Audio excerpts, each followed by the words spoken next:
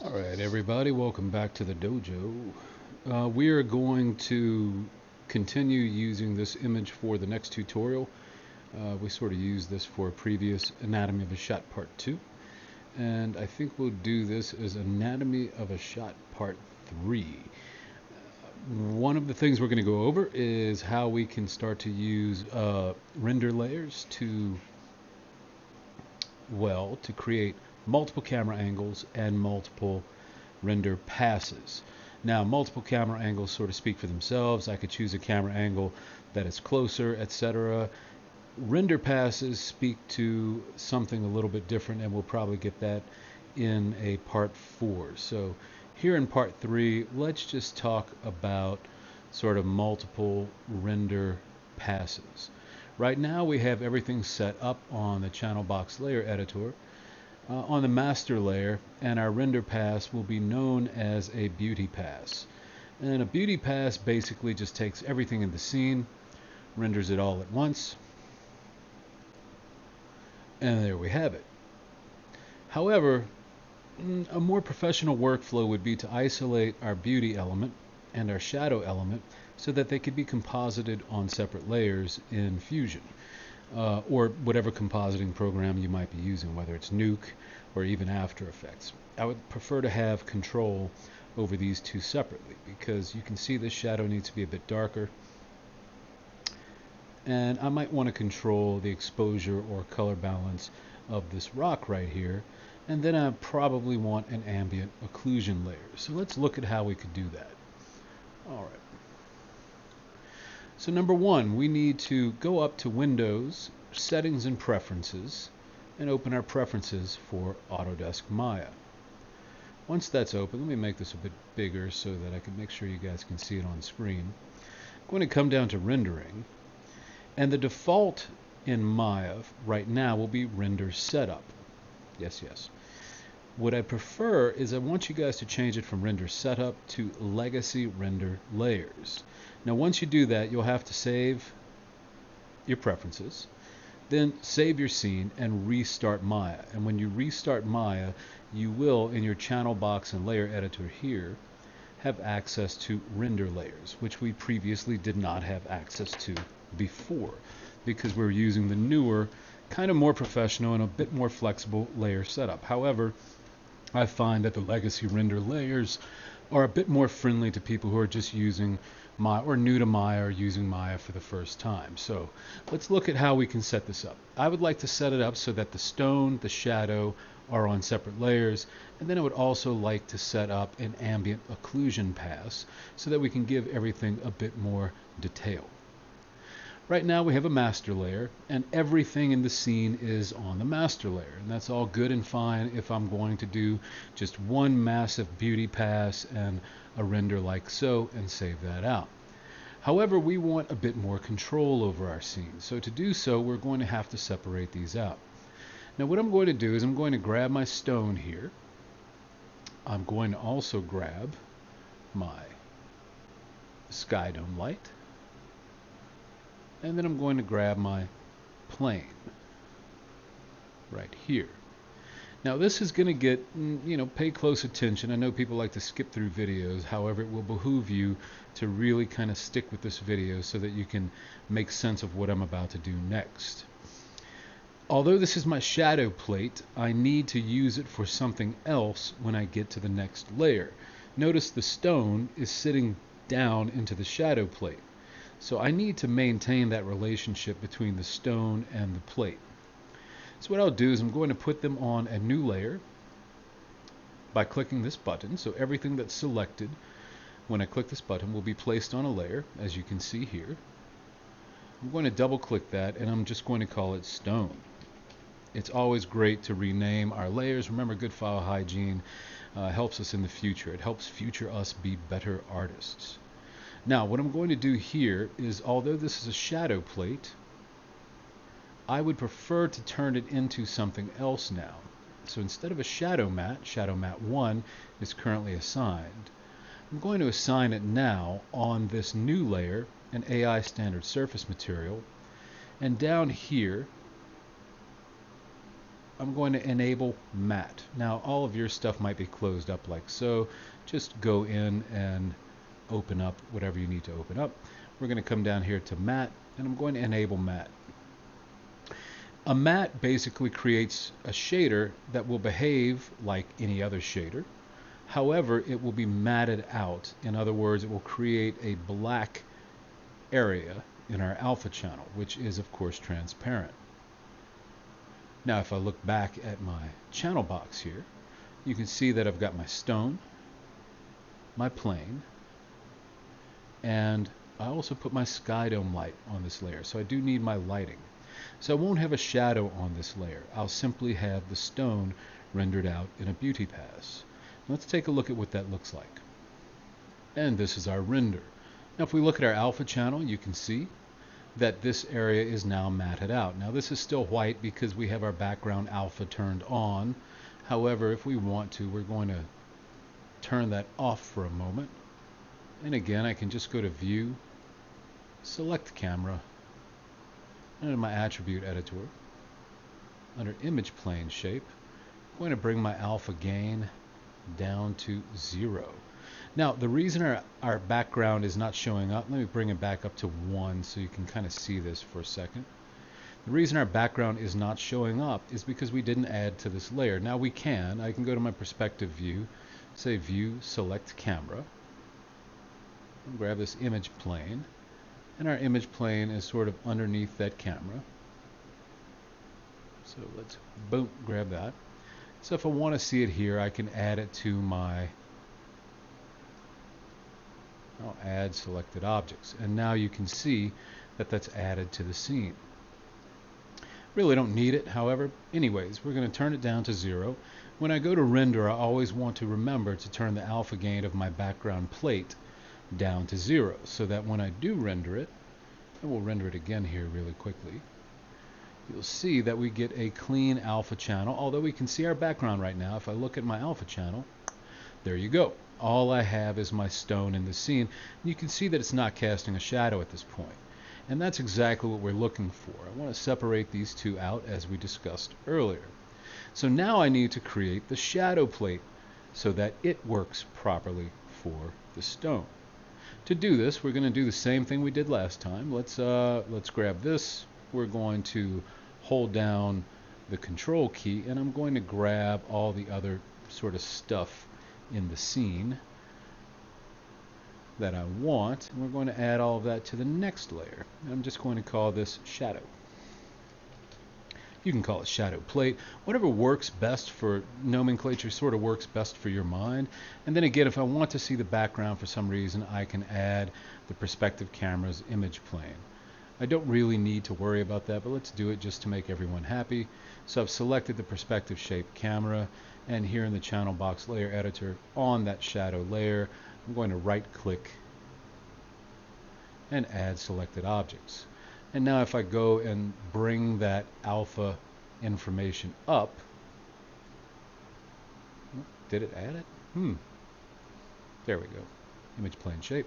You can see our camera is there, but I want that alpha down to 0. However, now we're going to right click and we're going to assign that existing material, that shadow matte 1 that we had originally, back to this plate. What's great about working with the layer system is Maya knows that I'm working on different layers. So when I assign a shader in a particular layer, Maya knows that in this layer I assigned it as a standard surface with a matte enabled.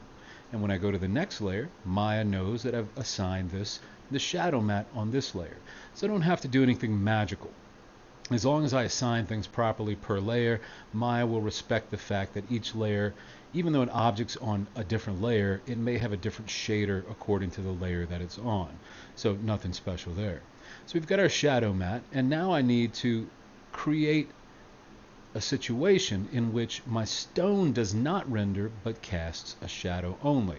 There's a couple of ways of doing this. The easiest, best way, the one that I recommend the most professional sort of workflow, is again going to the shader for my stone and just enabling matte mode. Now, once I've done this, I might need to right click and create a layer override. And that's so Maya doesn't assume that matte mode is turned on for all layers. In other words, when I come back to my stone layer and I look at my shader, you can see that enable matte is still enabled. So I need to disable it here, right click and create a layer override. And now Maya is respecting the fact that I've changed some principles in the shader. While Maya will respect that different shaders will be on different layers, it assumes that all of the aspects of the shader will be consistent across layers. So I have to go in there and create that layer override. So I've done that, and now we can take a render and we can look at what we've got. So let's render this. And at first it may look like when the render's done that we don't have a lot going on. Whoopsie, I'm on the wrong layer. My bad, people. Long day. Here we go. Let's go to the shadow layer. Now we're cooking with gas. All right, let's do it again. Let's render that. And when we look at it, we won't see much in the window. It's not until we look at the alpha channel that we'll see that there is exactly what we're looking for, which is, boom, there we go, the layer with the shadow by itself. So now we've got a layer with our stone lit properly, matted out the way we want it to, and we also have our alpha channel. Now there's one thing missing from that shadow layer, that stone layer right here. And that is, since we assigned a new shader here, right? Remember, instead of a shadow matte, we assigned an AI standard surface material, and we used the matte mode on it. I don't have the displacement map that was giving me the crenellations of the pebbles to break up the boundary of where the stone meets this layer. That's easily fixed if we open our Hypershade. And I could have done this, should have done it probably, at the exact same time that I did everything else. However, it's going to work right now. It's no big deal. So we've got our shadow matte here. Let's graph that out. Grab it like so. Boom, there we go. You can see that displacement shader that we plugged into our shadow matte. Now I still want that plugged into my shadow matte. Everything's going to work the same. However, for this new standard surface material, I'm just going to click on it and middle mouse drag and drop it in right here. This is the one that we have where matte mode is enabled, like so. And so if I broke this down kind of like so, on this layer we have our stone, and then we have this surface with this particular shader right here assigned to it, and again matte mode is enabled on that shader to make that cutout.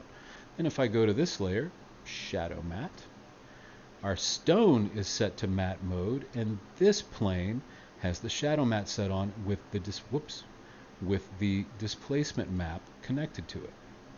Now, I'm not trying to confuse anybody, but what we want to know is that we can reuse these assets to get what we want. So let's go back to our stone layer here, where this simply has an AI standard surface material map to it. And what I'm going to do is I am going to kind of marquee select all of these, graph them out like so that I can access the displacement shader of this material right here. And I'm literally just going to plug this in right there and use exactly the same settings. So now when we go and look at the stone, let's render that again. This is our shadow matte, and you can see again that we've got these crenellations, which is exactly what we're going for. And now let's switch to this layer and render it. And you'll see that we'll get the same crenellations on our stone. Whoops, I made a mistake. One thing we've got to do here on this layer, one of you might have caught it. No, we're good. We're good. Never mind. There was no mistake. I'm just trying to confuse you guys here on a Friday, Saturday, Sunday, whenever you're watching this, just to mess with your heads. No, I'm not. I'm really not trying to do that. And now you'll see if we look at our alpha channel on this, we have exactly what we want. Again, those crenellations that are happening right here along the edge of the stone. So basically we're using the same displacement map for this plane, whether we're on the stone layer where we're matting this out, or the shadow layer where we're using this as a shadow matte. And that's something that we have to keep in mind whenever we're doing this sort of work. Now, One last thing, we're going to set up an ambient occlusion pass for all of this geometry.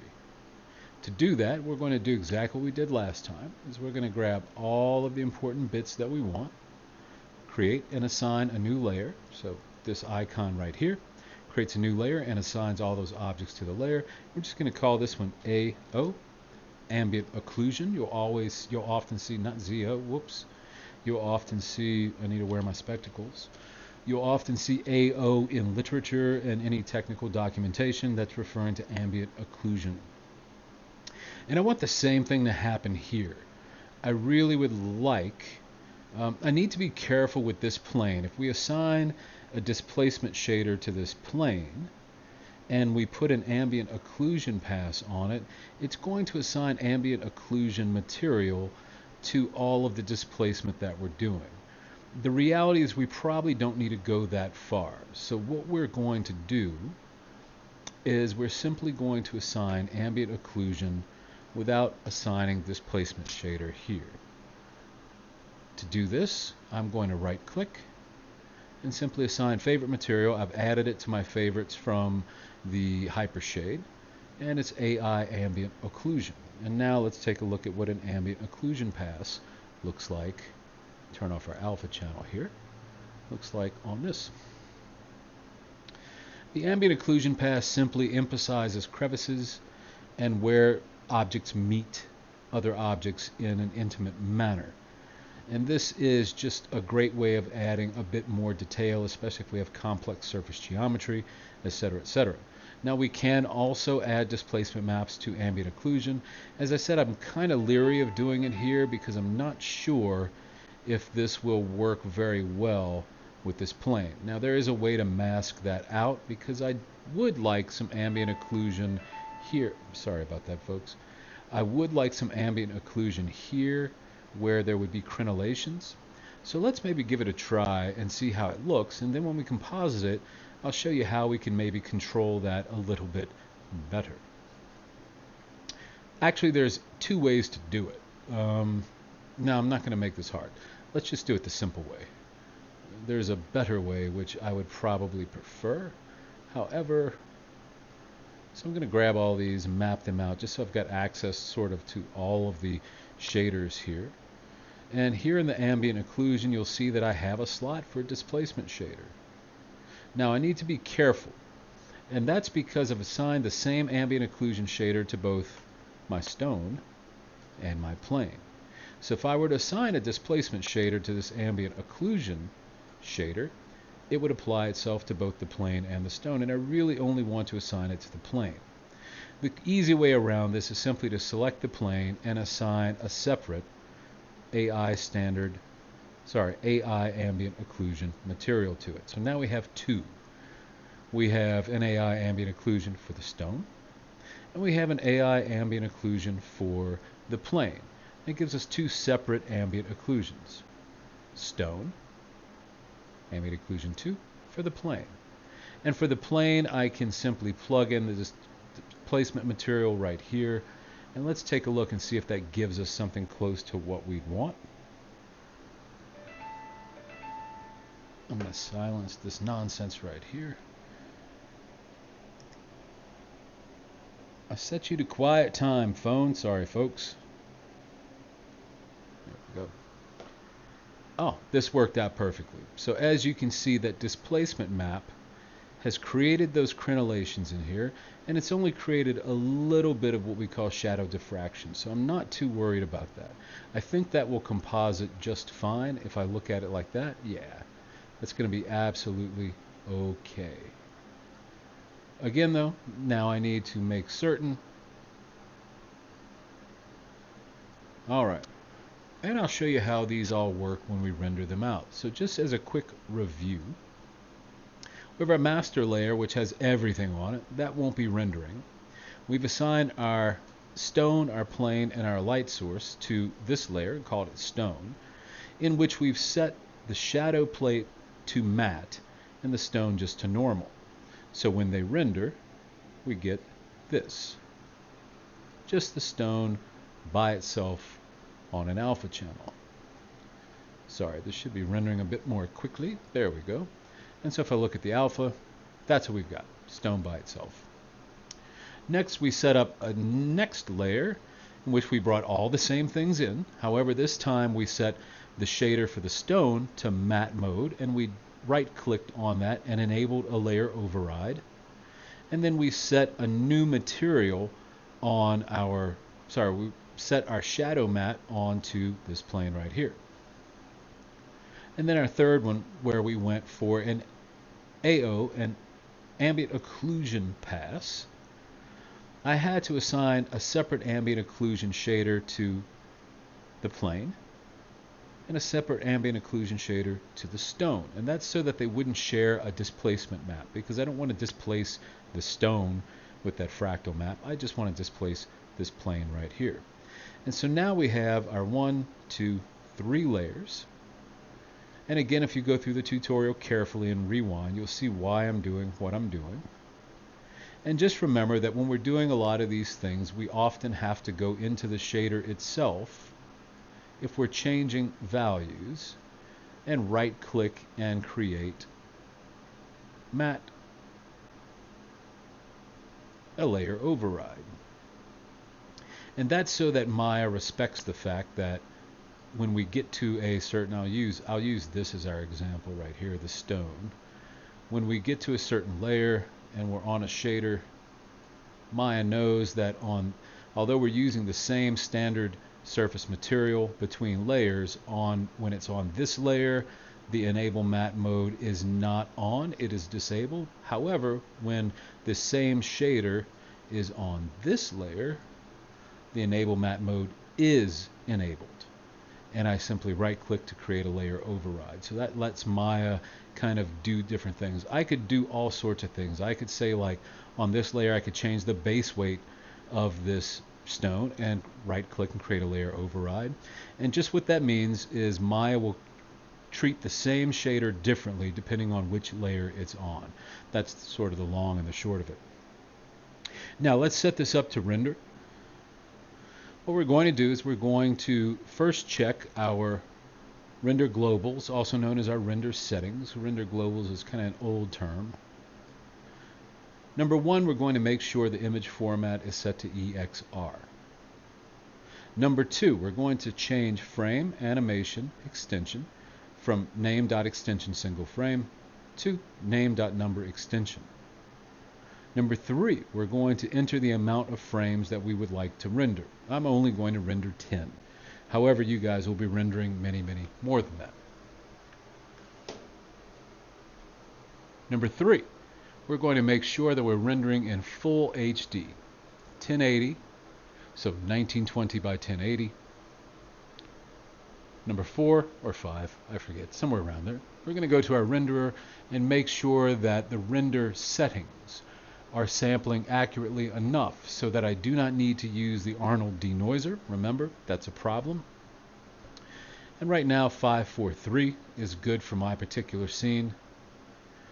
6, I'm going to go to the ray depth and make sure that ray depth is set to at least 3 and 3 for diffuse and specular. That would give me a much more accurate render. Notice again that my transmission, my subsurface scattering, and my volume indirect are all set to 0. I don't have transmission, subsurface scattering, or volume direct anywhere in my scene. There is no reason to ask the render engine to look for them and sample them. This will speed up my render. Number 7, under textures, I want you to uncheck auto convert textures to TX. Leave use existing TX textures checked. These things will help to speed up your render. Now, some of you may have AOVs active. That's a separate tutorial. If you want, you can go look at the AOV tutorial. And sometimes I render out with my AOVs to composite them all separately. But I think for simplicity's sake, this is enough separation that we've got right here for this initial assignment. Okay, so now we're going to set it up to render the sequence. To do so, I'm going to switch to my rendering menu. So in our drop down, let's make sure we're in rendering. I'll pull down render and open up render sequence options. Now, I'll make sure the correct camera is selected and it's current camera. We're only doing one camera for now. And next I will give the rendered images a place to go. Now I have a very particular drive where I put renders. You can see I have folders for everything. And so we're going to do a new folder here, and we're going to call it Boulder Tutorial. You guys can probably tell by the speed of my typing that I'm a hunt and peck typer. Hunt and peck. I'll select that folder, and there we go. Now, when I hit render sequence, I'm going to pause this, and I'm going to come back, and we'll look at it, and then I'm going to do a separate tutorial on how we composite these things together. Or I may do, no, this will be a good one to do for that one. So, hold on for a minute, I'll render this sequence, and I'll bring you back when we're done. But before we go and set this off to render, we want to make sure of one thing. I need to make certain that all render enabled layers is checked. That will allow Maya to read all of these layers. Otherwise, it would only render the layer that I had highlighted at this moment. So once I hit render sequence, I'll come back and let you guys know when it's done. Alright guys, our render is complete. Maya basically will render the stone first, the shadow layer second, and the AO layer third. And I can show you what we've got here. I'm going to pull this up, go to our render folders, renders, let me pull my drives up here. And you can see under Boulder Tutorial, we now have 3 folders. Stone, boom, 1 through 10. Shadow, 1 through 10. And ambient occlusion, 1 through 10. Now, in the next tutorial, I will show you guys how to composite these together and how to utilize them. And if there are any sort of questions, or you're not sure about something, or you want a little bit more clarity, please put it in the comments, or feel free to send me an email. You've got my email address for those of you who do. For those of you who are subscribing to the channel and don't have my email address, feel free to put it in the comments, and I'll do my best to create a bit more clarity, of course. So remember to drop kick that like button, and that subscribe button helps out the channel, and I'll see you guys next time.